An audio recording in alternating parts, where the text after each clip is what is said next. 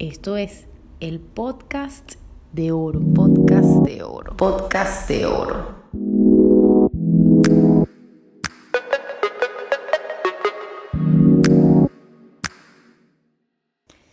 Episodio 1 del podcast de oro. Quien les habla, @orogelix_. Y espero que hayas empezado con tu nube de palabras, al menos hayas dedicado tiempo, que eso para mí significa bastante. Yo voy a empezar con la mía. Mi primera palabra que pondría de forma central en mi historia, al menos en lo que va de mis 31 años de vida, o casi 31 años de vida, diría que emigrar la pondría en el centro, grande, en negritas y en mayúscula. ¿Por qué? Porque tiene mucha relevancia y porque tiene mucha memoria y porque cambió el rumbo de mi vida. Migrar significa dejar de forma temporal o definitiva tu lugar de residencia. Hasta ahí estamos súper bien. Yo quiero empezar diciéndote que yo he migrado 2 veces. Una fue de forma temporal y otra fue de forma definitiva. Como todo, desocupar tu hogar, tu espacio seguro, empezar a amigarte con cosas nuevas, todo eso es un proceso. Y que lleva tiempo, que te lleva a cuestionarte qué quieres. ¿Es realmente esto lo que quiero? Sin embargo, yo quiero dejar claro acá que migrar no es solo significa que tú te cambies de sitio, no significa que tu cuerpo cambió de latitud, sino que a veces eso, a veces no. Bueno, capaz que sí, a veces, no creo que siempre le pase a todos. Pero migrar significa que también tú tienes que mudarte de línea de pensamiento, mudas lo que pensabas o creías, cosas que dabas por sentado y ya no, porque es una nueva persona que está en un nuevo contexto, con unas nuevas circunstancias que definitivamente incide en ti. Mi primera migración fue corta. De antemano yo sabía que era temporal. Fueron 6 meses donde me dediqué a estudiar inglés y donde yo pensé que existía la posibilidad de seguir estudiando una especialización en fotoperiodismo porque eso era lo que yo pensaba que yo quería. Yo creía que después de estudiar periodismo, lo mejor que podía hacer era estudiar una especialización de fotoperiodismo, pues para insertarme en el mercado de forma más rápida, pues porque iba a saber más y porque iba a tener una especialización. Sin embargo, cuando ya me enfrento, tengo unos primeros acercamientos con un curso de fotoperiodismo, llegó un punto que dije, esto no es lo que yo quiero. Y ahí pensé, ¿de dónde saqué yo esta idea? ¿Quién sembró ese sueño en mí? Me di cuenta que no había sido yo.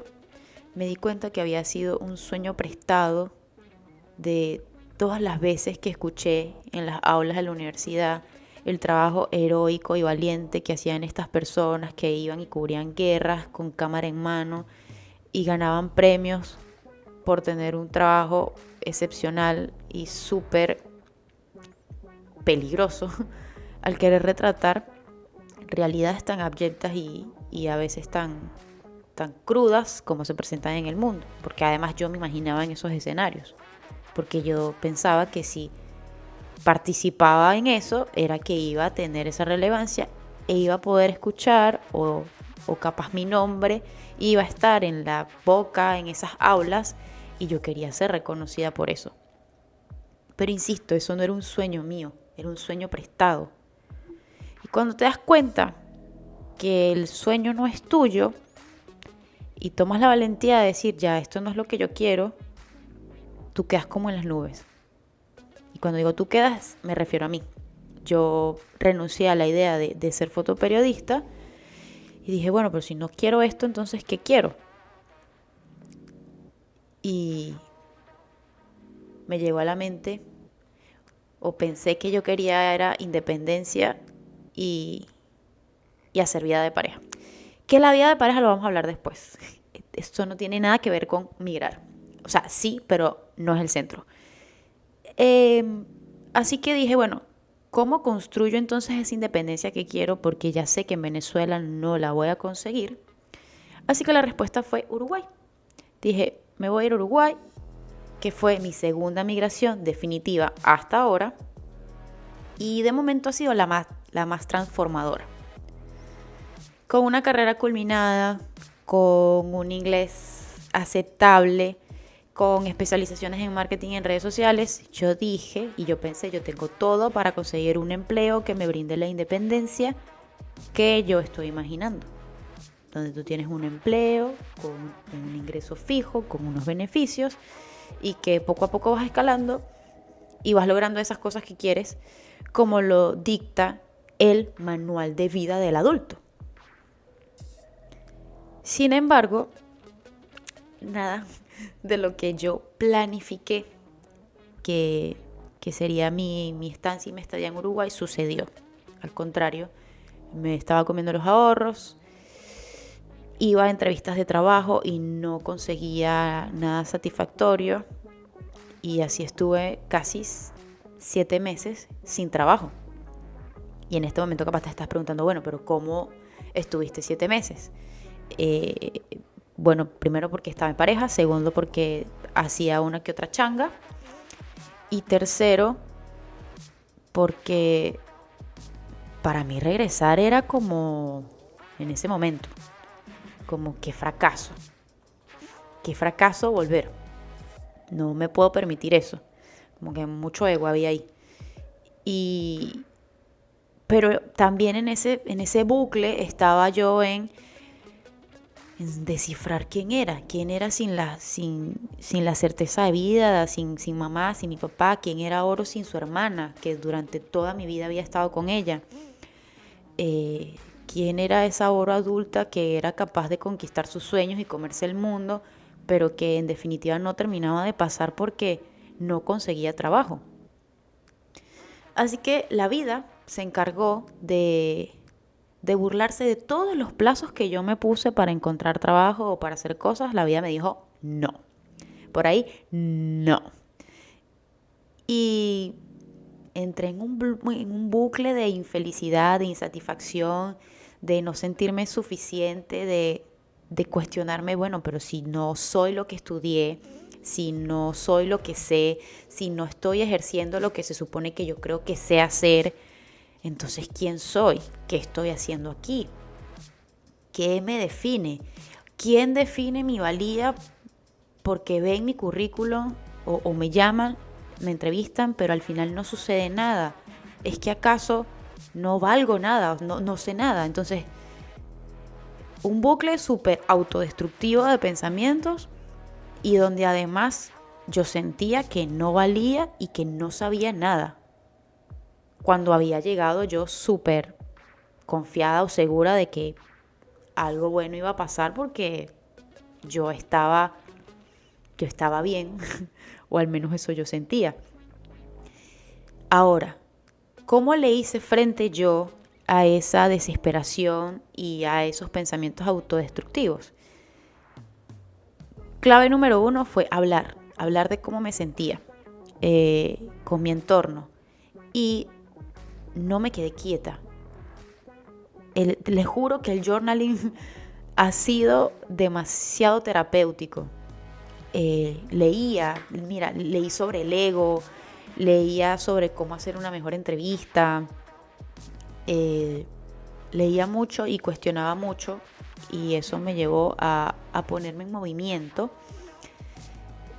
Como que no puedes dejar de tener sed y hambre de salir de la situación en la que estás. O sea, no puedes conformarte y decir como, bueno, ya está. Para mí eso no era una opción. Entonces, en ese journaling, en esa búsqueda de arraigo, de bueno, ¿quién soy si ya no soy la hermana, si ya no soy la hija, sino ahora estoy desde cero? no desde cero, sino desde esta nueva posición de siendo Oro adulta, una Oro que quiere ser independiente, surgió la pregunta de cómo conecto conmigo, con lo que yo era, pero desde donde estoy ahora, y con lo nuevo que estoy aprendiendo del país y lo que quiero hacer. Eso llevó muchas cosas. Llevó un cambio de hábitos, insisto, el journaling, el cuestionamiento, quién soy, qué quiero, cómo lo quiero y cómo reconecto conmigo para sentirme bien. Y hubo una respuesta muy interesante que en este caso aplica para mí porque es mi historia de vida. En tu caso tendrías que hacerte la pregunta, ¿no? ¿Cómo reconecto conmigo que me haga sentir bien? Ojo que con lo que yo hice yo no tenía ni idea hacia dónde me iba a llevar eso. Pero de eso se trata, de hacer aunque no sepas hacia dónde te va a llevar. Porque la vida te sorprende y eso fue lo que me pasó. En esa búsqueda de reconectar conmigo, eso me llevó a mi hermana, a cómo conecto con ella porque la extraño mucho, porque también formó parte del duelo migratorio, y conecté con un proyecto inconcluso que había nacido en Venezuela que se llama Alas de Tiki. Alas de Tiki, en verdad yo quiero hablar de Alas de Tiki en el próximo capítulo, que es mi otra palabra dentro de mi nube, que se llama Angelman. Pero como quiero hacer un abreboca, te puedo decir que en esa búsqueda de dar con ese proyecto, se abrieron muchísimas puertas, porque me ayudó a reconectar con lo que yo había dejado, pero que ahora estaba aquí en Uruguay, y sucedieron cosas que me sorprendieron y que volvieron a generar un cambio en mi línea de pensamientos, que fue gracias a la migración, al hecho de emigrar. Así que te puedo decir que en el próximo episodio te voy a contar qué fue eso, cuál es la historia detrás de la palabra Angelman, qué fue eso que sucedió, que tiene tanto peso en mi vida, cómo salí de ese desasosiego, de esa angustia, de no tener trabajo fijo y como te había dicho, que los capítulos van a terminar con preguntas, pues te voy a dejar varias acá para que pienses. Como ya te dije, migrar no solo significa cambiar de sitio, sino también de línea de pensamiento y de creencias. Así que ubica si has migrado, ya sea de cambio de país, de lugar, cuál fue ese antes y ese después de esa migración. ¿Qué lugares dejaste y en qué los transformaste? ¿Qué parte de ti dejó de ser y en quién te convertiste? ¿Con quién empezaste a ocupar esos nuevos espacios? Quiero que pienses en lo personal, en lo laboral, incluso en lo familiar. Y cómo esa migración cambió el rumbo de tu vida.